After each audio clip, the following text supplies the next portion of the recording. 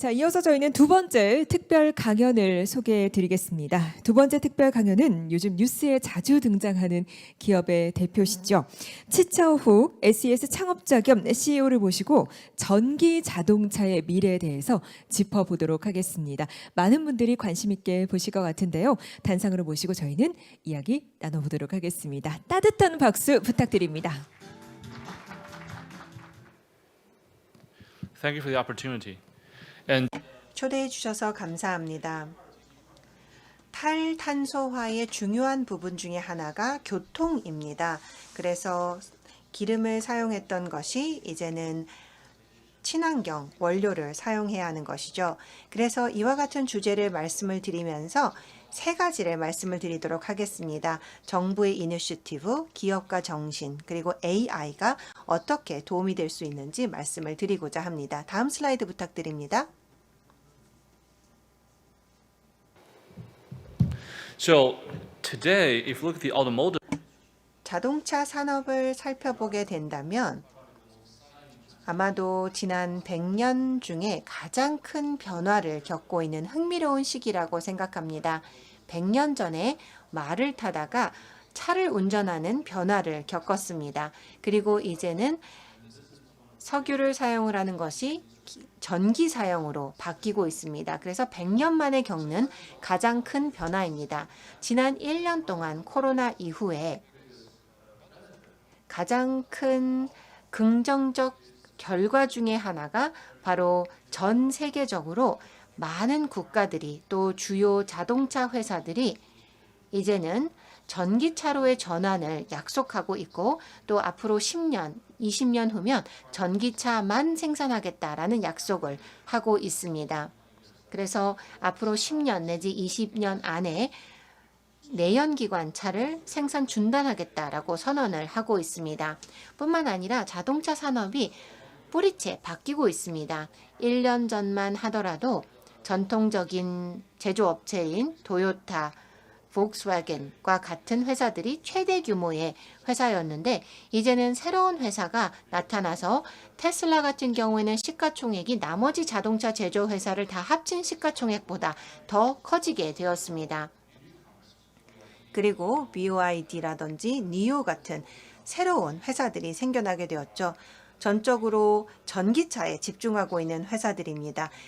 다른 회사들과 치열하게 경쟁을 하고 있는 모습을 볼 수가 있겠고 전통적인 자동차 회사들도 석유에서 전기로 전환을 하기 위해 노력을 하고 있습니다. 왜냐하면 이 전환을 하지 않게 된다면 생존을 하기 어려운 상황이기 때문입니다. 100년 전에 자동차가 말을 대체했던 것과 같은 양상이라고 볼 수가 있겠습니다. 배터리 산업을 살펴보도록 하겠습니다. 전기차의 가장 중요한 부분이죠. 전 세계적으로 봤을 때 대부분의 전기차용 전지는 미국이든 유럽이든 아시아이든 아시아의 기업이 생산한 전지를 사용하고 있습니다. 최대 규모는 CATL이라는 중국 기업이고요. 여기에 보시면 한국 회사인 SK, LG 그리고 삼성 SDI가 포함이 되어 있는 것을 볼 수가 있습니다. 그 외에도 여러 중국 회사와 일본 회사가 보입니다. 따라서 한중일 전지 회사들이 현재 전기차 산업에서의 전지를 생산하고 있는 모습을 볼 수가 있습니다. 저는 정부, 기업과 AI 세 가지에 대해서 말씀을 드리고자 합니다. 한국, 미국, 중국 3개국을 보게 된다면 이 3개국 같은 경우 각각 다른 정책을 볼 수가 있는데 한국 같은 경우에는 K-배터리 이니셔티브를 출범시켰습니다. 그래서 LG, SK 그리고 삼성 SDI는 아주 적극적인 계획을 미국에서도 실행하고 있고 유럽에서도 실행하고 있습니다. 어마어마한 규모의 공장을 설립하고 있죠. SK 같은 경우에는 포드와 함께 세계 최대 규모의 공장을 약속을 했고 LG 같은 경우에는 GM과 북미에서 이러한 활동을 하고 있습니다. 미국 시장 자체가 이제는 거의 한국 전지 회사들이 지배하고 있는 것을 볼 수가 있습니다. 디트로이트에 있는 3대 자동차 OEM도 모두 한국의 전지를 사용하고 있습니다. 캘리포니아에 있는 테슬라 같은 회사는 중국과 일본의 전지를 더 많이 사용을 하고 있지만 전통적인 미국의 3대 자동차 회사는 모두 한국 전지를 사용하고 있습니다. 미국 정부를 한번 살펴볼까요? 2008년 이것이 부시 대통령 마지막 해, 오바마 대통령 첫 해였는데 환경부에서는 청정 에너지 연구에 많은 투자를 진행을 했습니다. 대학을 통해서 위탁 연구를 진행을 했는데 인프라 쪽 투자보다는 물론 규모가 작았습니다. 그럼에도 불구하고 어마어마한 결과를 얻게 되었고 2008년에 환경부는 대학 연구에 많은 투자를 해서 연료전지 또 여러 청정 에너지와 관련된 기술에 투자를 하게 되었고 5년 지나는 2013년쯤 되었을 때 2012년, 2013년으로 넘어가면서 생겨나게 된 전지 회사들은 지금 현재 어마어마한 규모가 되었습니다. 환경부에서 투자를 했던 연구가 결국 2008년부터 이루어졌고 4, 5년 정도 박사 과정을 거쳤던 박사생들이 박사학위를 받고 창업을 하게 되었죠. 그래서 퀀텀스케이프나 솔리드 파워, SES 같은 회사들이 탄생되었습니다. 그래서 환경부의 연구 결과 탄생을 하게 된 것이죠. 그리고 2010년에는 환경부에서 테슬라에 대한 4억 달러의 대출을 진행을 하게 됩니다. 2010년은 테슬라가 막 상장을 했던 시기였고 당시의 평가가 30억 달러 정도밖에 되지 않았습니다.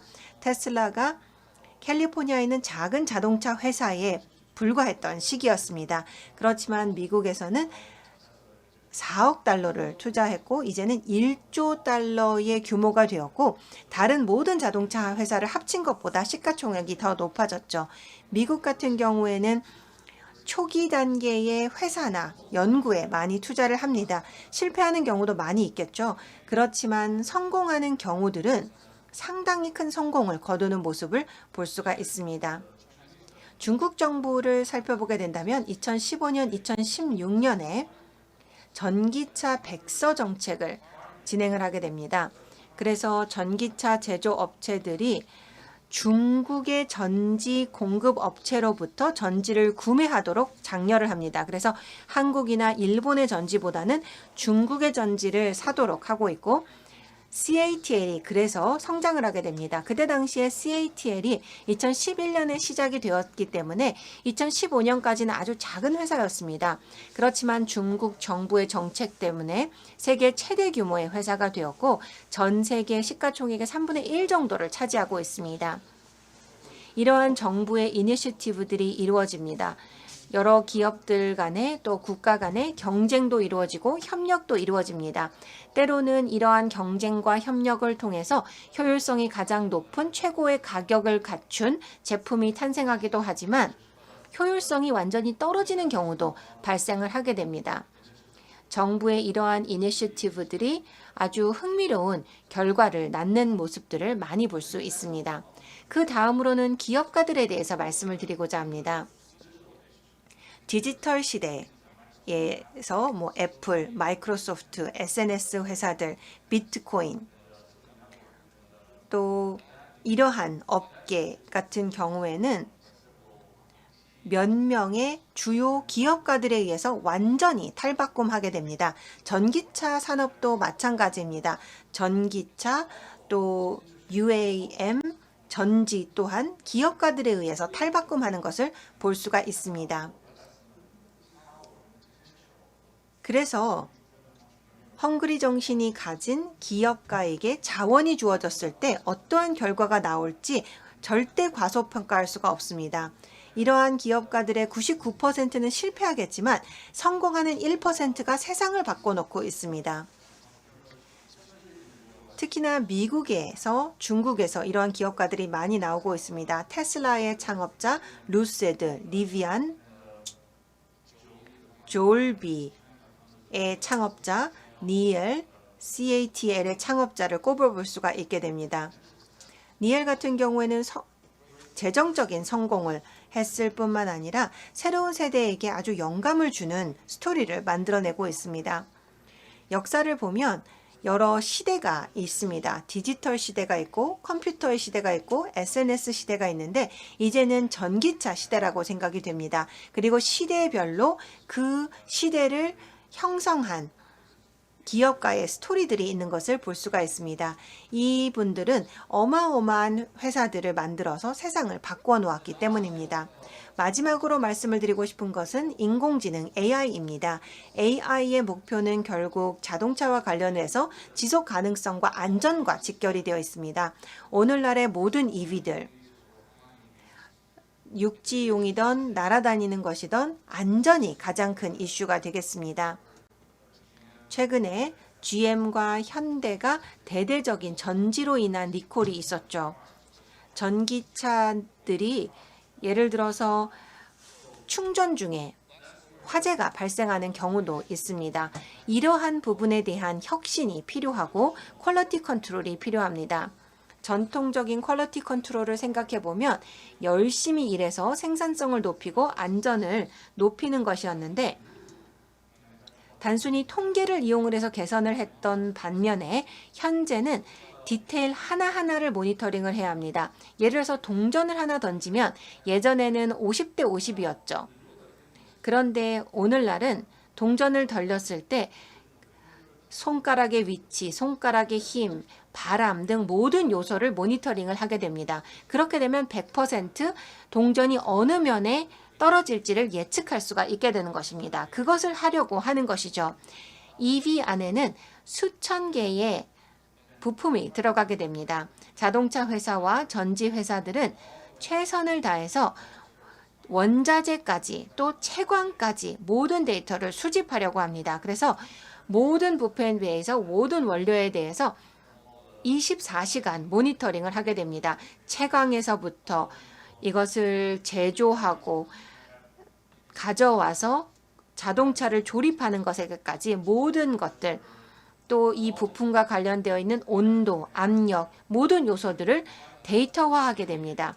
이것을 전체 자동차 데이터 예를 들어서 운전자가 빠르게 운전하는지 느리게 운전하는지 충전은 빠르게 하는지 야외에 주차를 하는지 날씨가 좋은지 안 좋은지 실내 주차장에 주차를 하는지 이러한 데이터를 모두 통합하게 됩니다. 그렇게 되면 안전을 단순히 확률에 맡기는 것이 아닙니다. 퀄리티 컨트롤을 아무리 잘 하더라도 100만 대 중 하나, 10억 개 중 하나의 부품은 잘못될 수가 있습니다. 그래서 통계적으로는 뭔가 잘못될 수밖에 없는 그러한 산업입니다. 그렇기 때문에 모든 디테일을 다 모니터링함으로써 안전을 확률에 맡기는 것이 아니고 최첨단 AI를 이용을 해 모든 것을 통제하고자 하는 것입니다. 모든 부품, 모든 단계, 전체 프로세스를 24시간 모니터링을 하겠다는 것입니다. 그렇게 되면 소프트웨어 디지털 트윈을 만들 수가 있게 됩니다. 어떻게 보면 실제 사람과 같은 모습입니다. 여러분들의 DNA가 여러분들의 건강에 영향을 미치고 거기에다 라이프스타일이 추가가 되죠. 그래서 매일매일 만약에 병원에 가서 건강 상태를 확인하게 된다면 암을 조기에 발견할 수 있는 확률이 높아지겠죠. 자동차도 마찬가지입니다. 전기차든 전지이든 모든 면을 다 모니터링을 하게 됩니다. 배터리를 사용을 하고 있기 때문에 단순히 기계가 아니고 기계화학적인 메커니즘입니다. 이러한 데이터를 활용을 하고 모니터링을 하게 된다면 상태를 정확하게 확인할 수가 있게 되고 이를 바탕으로 사건이 발생하기 훨씬 전에 예측을 하게 됩니다. 실제 화재가 발생을 할 때까지 기다리는 것이 아니고 몇 개월 전부터 조기 경보를 받아서 뭔가를 고쳐야 한다라는 메시지를 보낼 수가 있게 됩니다. 이것 또한 굉장히 흥미로운 분야라고 생각을 합니다. 제조 과정에 새로운 파괴가 이루어지는 것이고 안전을 처리하는 방식에 새로운 파괴가 발생하는 것입니다. 단순히 안전을 하드웨어로 보장하려고 노력하는 것이 아니고 소프트웨어를 동원하면서 안전을 관리하게 되는 것입니다. 이 세 가지를 제가 말씀을 드렸는데요. 이 세 가지야말로 앞으로 전기 자동차를 채택하는 속도를 높여주고 탄소 배출을 줄여줄 것이라고 생각합니다. 정부, 기업과 AI 기억해 주시기 바랍니다. 감사합니다. 네, 여러분 다시 한번 큰 박수 부탁드리겠습니다. 네, 고맙습니다. 기업가의 99%는 실패를 하지만 1%가 성공하고 이 1%가 시장을 이끈다라고 말씀을 또 해주셨는데 많은 또 울림이 있는 말씀이셨던 것 같습니다. 이런 새로운 기술과 또 산업이 형성되는 데 있어서는 기업가들의 정신, 또 부단한 노력과 도전이 있기 때문이 아닐까 하는 생각도 듭니다. 전기 자동차 시장에 대해서 또 말씀을 해주셨습니다. 고맙습니다.